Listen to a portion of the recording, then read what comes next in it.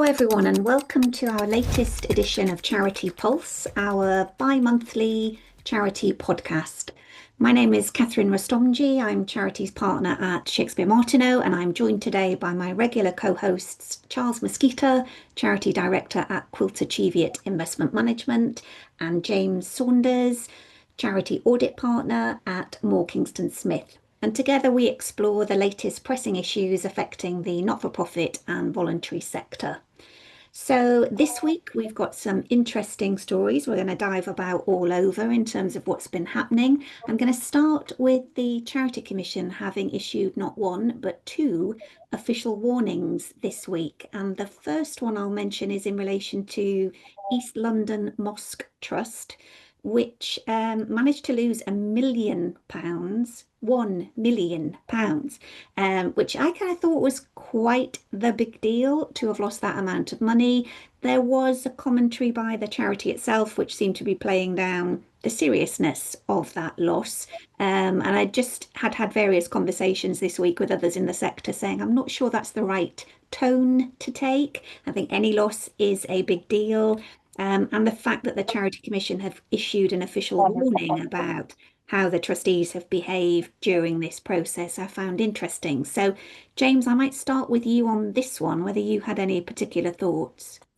Yeah, the commission has told them off twice, hasn't they, effectively in this report. Firstly, for the due diligence around the investment deal not being thorough enough, which is the big criticism about any sort of investment that you might make, and is why there's so much guidance in advance of doing an investment that you do need to make sure if you're planning on this sort of stuff, if you're contemplating it, you must make sure you've taken right advice from the right people, and you can't just invest charity money, willy-nilly, as it were, on a whim. So that's the first side of it. Is the Charity Commission has said that this charity has not done the right due diligence in the first place. That it said that they were expecting a 20% return in 6 months, but in the end, the supplier went into administration. So it's quite a spectacular failure, really. It's not just a return; it's that the whole thing went bust. The other side, then, they've also criticised them on an ongoing basis.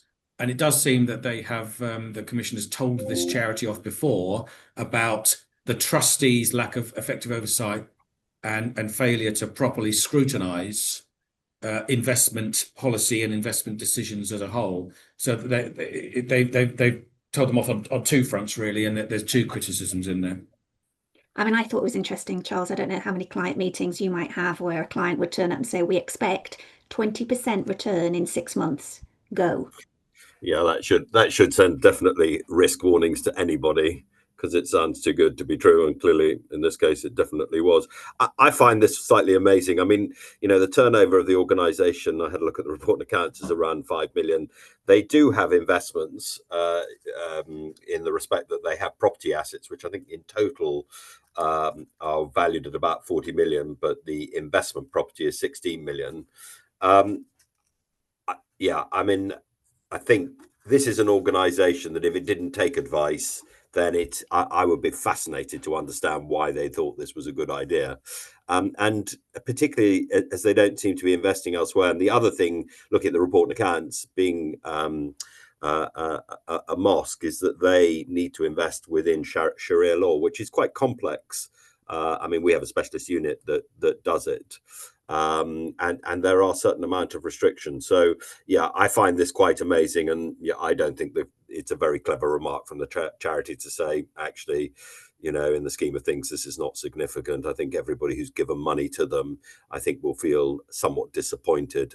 The other thing I thought was interesting is that the Charity Commission did, as one of their comments, is that they should try and recoup as much money back as possible. Well, I'm not quite sure how easy that's going to be if the organisation's gone bust, but I assume that there'll be a receiver and there might be something at the end of it. But yeah, I find this a bizarre situation, and it would be certainly nice to have a bit more clarity once report. The other thing is that the Charity Commission have required them to go out and have an independent governance review, which I think would also be quite interesting. Indeed. So I think that one was more exceptional. The second official warning was around inflammatory social media activity. And this related to the Palestinian Refugee Project, where one of their trustees, who was also the charity's voluntary chief executive, had made some comments on social media. And this, I suppose, I would contrast with a recent example we'd seen where the Charity Commission had perhaps overreacted about comments made on social media by a trustee who had stepped down from a number of organisations, whereas in this case, the individual has been disqualified for 8 years due to her role in mismanagement and or misconduct of a charity. So 8 years is not an insignificant amount of time. So I thought there's quite a contrast here, and I think this seems to be an ongoing issue for charities to understand what they should and shouldn't be doing on social media. Charles, any thoughts from you on this one? Yeah, I mean, again, it just shows, doesn't it, that you need to be very careful about what you post up and how that is represented, and make sure the rest of your board is aware of what you're doing. I mean, I have some sympathy, not necessarily in this particular case, because I haven't actually looked at what was posted, but you know, if you feel passionate about something and you want to post that up, that can get you into trouble in the respect. And sometimes you do have to be quite vocal about to get change, but it's getting that right balance, and that's not easy in any shape or form. So I think, yeah, my advice to most people is, if you're going to write something, probably write it the night before, sleep on it, and then have a look at it in the morning. And if you still think it's sensible to post, then post it. But you definitely need to keep your co-trustees abreast of what you're doing and make sure they feel equally comfortable about it. Definitely. James, anything from you on this one? Yeah, I mean, it seemed to me that the Commission was focusing as much on the failure of or lack of understanding of proper governance in the charity. I think they said all the trustees were related, so there were potential conflicts of interest. And then when the Commission investigated this, the responses from the trustees suggested that they actually didn't really understand their legal duties and responsibilities. And in the end, the one trustee who posted the social media commentary was acting unilaterally, even though the trustee all seemed to be related. So it was as much, it seems to me, about the governance and formation of the board and the knowledge of what they're supposed to be doing as the actual content of the social media activity. And I suppose it does show that if you have the right controls in place in the first place, you're probably going to reduce the chances of getting into trouble for posting dodgy stuff or, you know, contrary stuff on social media. Yeah, tip of the iceberg, maybe, I think, in the way that it was summarised, whereas maybe there was a lot more behind this one. So now I'll move on to Charles, has been out and about in the charity world this week, and he has attended the Charity Finance Investment Forum, which was a gathering of a select number of charities with investable assets of £5 million plus. So I think some interesting discussions and comments and sessions at that, Charles, if you're happy to share some details. Yeah, no, I mean, unsurprisingly, the topic most investment managers seem to cover was around investment under a Trump presidency, Liberation Day, the US deficit and everything else. But actually, what was more interesting were two sessions. One was on should charities invest in defense? And I have to say, I was very surprised by people's reaction, because I was expecting there to be much more resistance to that. But actually, two things came across. One is that boards are definitely discussing it. And there has definitely been a change in attitude towards whether charities should. And I have to say that the catalyst of this, of course, is that for the last 30 odd years, up to the Ukraine war, you know, we were having the peace dividend, armies were being hollowed out, and defense was being reduced, and therefore the investment case for actually investing in this was pretty poor. So it was quite an easy decision. But of course, that's now changed. I mean, you only need to look at what happened in the NATO summit and the commitment to 3.5% of GDP. But what was interesting, other than, I suppose, Quaker organizations that are pacifist, is that charities were saying that there is a responsibility from them to be investing in defence. And also we had a big conversation around cyber warfare and cyber crime, of which we're seeing quite a lot of that at the moment. And then actually, how do you separate out of what are pure defense companies to those that are actually providing, the chips for the planes and everything else that came? So it was a really, really interesting conversation, and one that I have to say surprised me. Really interesting. I think that's quite a contrast, isn't it, to what we would have heard some years ago and what you might expect to hear. I find it interesting whether people have a moral opinion on it or whether it's more than slightly influenced by the potential returns that they could get and therefore they don't want to exclude that unless they have to. I don't know if that's me being unkind, perhaps. Well, I think certainly the potential returns, it has put it on people's radar. I think people were at the moral issue. I think people were definitely removing their own personal views on it, although, but it was just something that they hadn't really been challenged about, and it was saying, well, okay, fine. Is this clearly against our charitable purpose?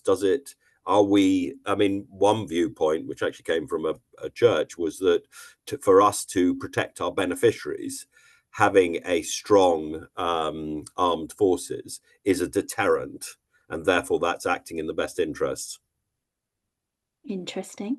Now, James, our viewers can't see your thoughtful I'm face. struggling on this. I mean, Charles, would it be fair to say that you were in a room with people who might be open, might be more positive about charities investing in defence than perhaps the average might be?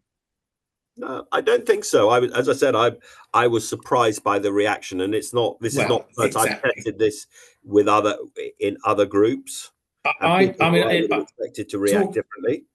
Yeah, I mean, in other, from day-to-day jobs, if you like, I hear a lot more of we're getting protests because we're being associated with an organization that has some links to the defense sector, and particularly around Israel and Palestine at the moment. And any of the defense companies can be linked to some sort of artillery or machinery, or any sort of weapons or weaponry systems or ammunition. Very easy to make any of those links, and very easy then to say to a charity, this is against all your charitable purposes, because charity is wider than just whatever. I'm hearing that a lot. So I think I have a feeling that it's always going to be very personal, isn't it? It's going to be personal to individuals on boards, and we've talked about this before, being able to make that collaborative decision in the end, despite differing personal views. I've heard boards get into all sorts of trouble about accepting donations from organizations that have these sort of links, not just investing in them. So I think it only takes one voice to protest, and suddenly you've got a growing problem on your hands as a board of trustees. So I think you've always got to be very aware, and it probably goes back to, have you got an agreed policy in place in the first place? That's, I mean, you must be familiar with that. Or, the best investment committees, for example, know exactly what they're going to invest in and have thought it through in a big way. Yeah, I mean, the law is very clear on what you should and shouldn't be doing, and that these shouldn't be personal decisions, and you should be deciding in the best interest of your organization. There is no doubt about it that, and it was raised on a number of occasions, around reputational risk as an organization.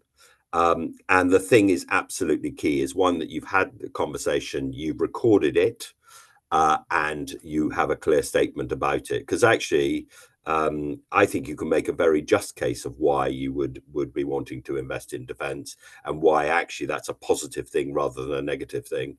Because the issue around where the sales are, of course, is that, if you're a UK company or you're a Swedish company or whatever it may be, they have to get the license from the government of the day to actually export to anybody. So they can't just sell their equipment to anyone. So there are a certain amount of controls in place. I accept this is a difficult decision for many organizations, but it's certainly something that, again, we are increasingly seeing people are raising the subject, and I am getting increasingly surprised by people's attitudes towards it. And I suspect that has an awful lot to do with what's gone on with Ukraine, and then subsequently the issues that have been raised. And then I think the second item you had mentioned to myself and James was all around management of cash and banking. And of course, we have talked about charity banking issues previously. So I wondered if you could set the scene, Charles, in terms of what this point was. Yeah, again, I was sort of slightly surprised with organisations of really quite significant sums that cash management, or the understanding of what charity trustees' options were, rather than just sitting it in the bank account with their bank.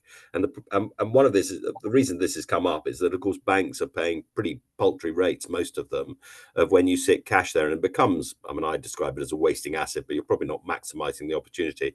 And there's much more that people can be doing. So you've got money market funds, you've got short-term government gilts and things like that.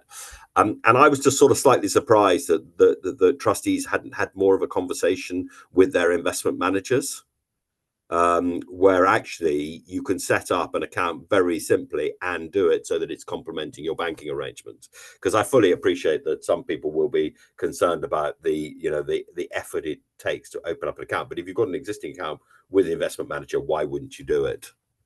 And I think from a governance point of view, I mean, at trustee training sessions, I would never claim that it's easy, but one of the duties of trustees is to maximise their charity's assets.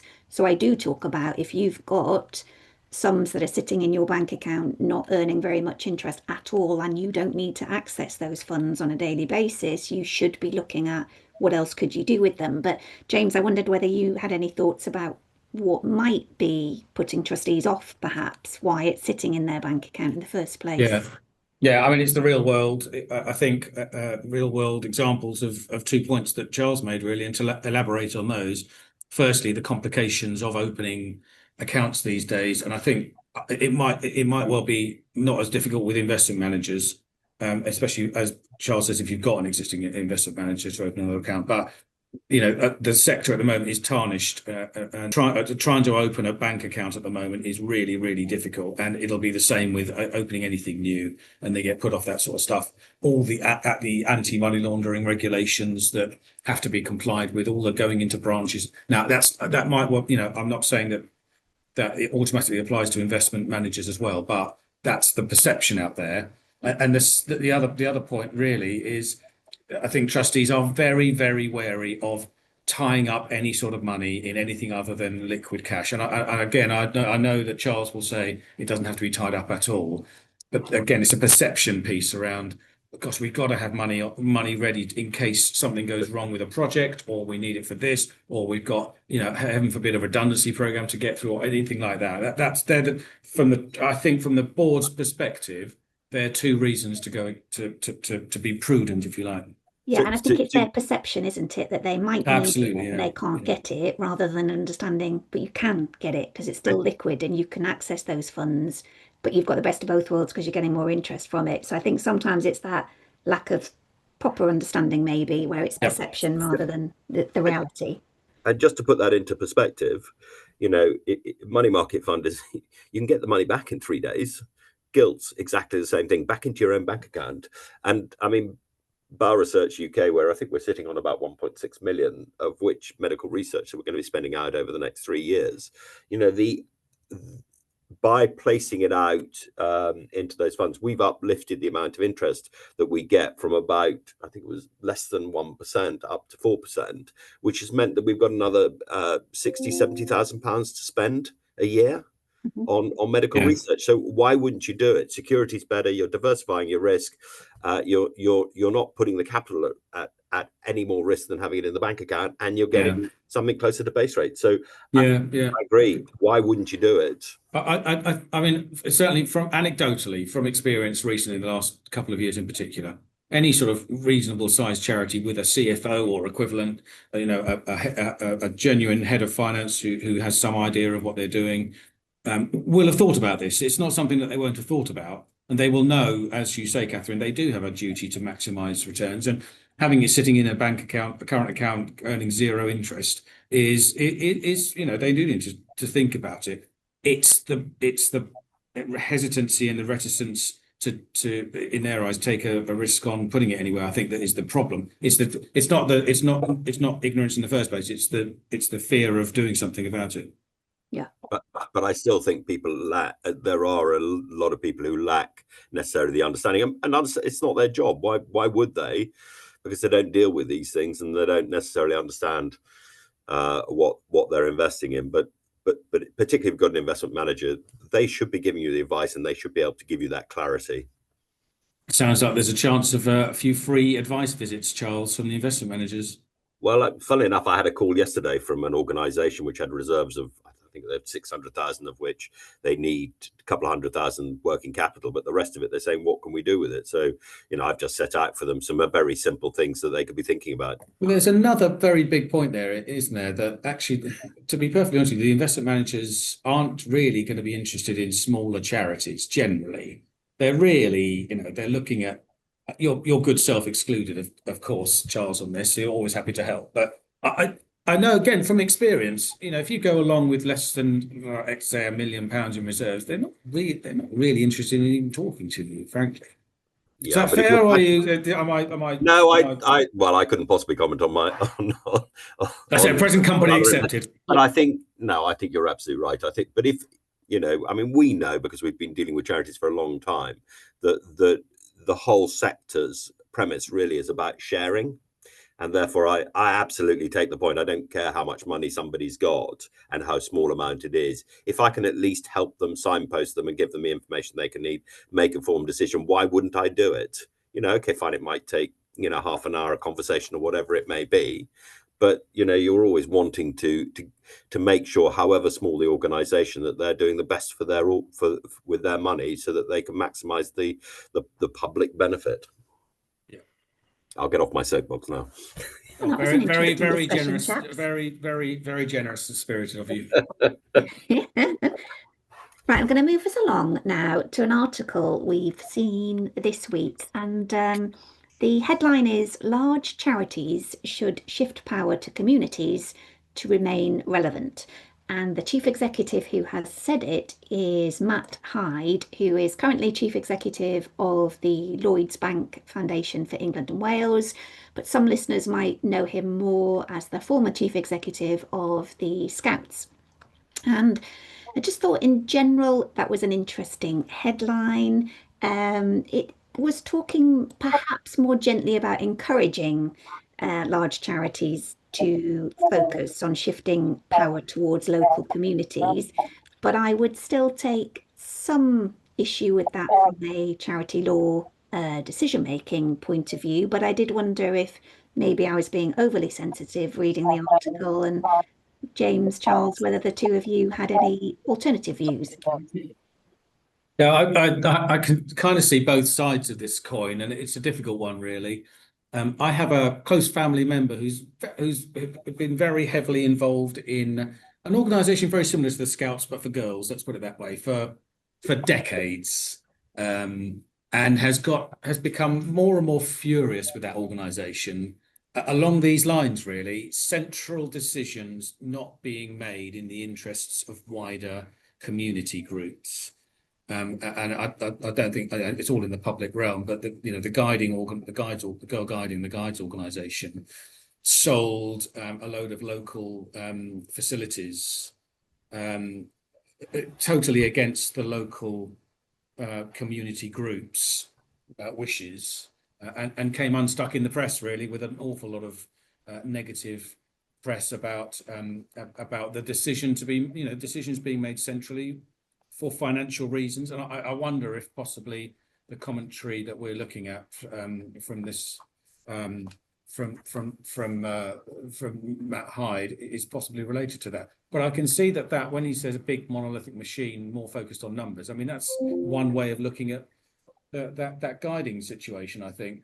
On the other hand, of course, in a big organization that is a charity, you have to, as local groups, you have to abide by the charity law and regulations that the central does, and trying to keep control as a central board of trustees over all these diverse groups must be very, very difficult. And I don't think there's many organisations that have really cracked it yet.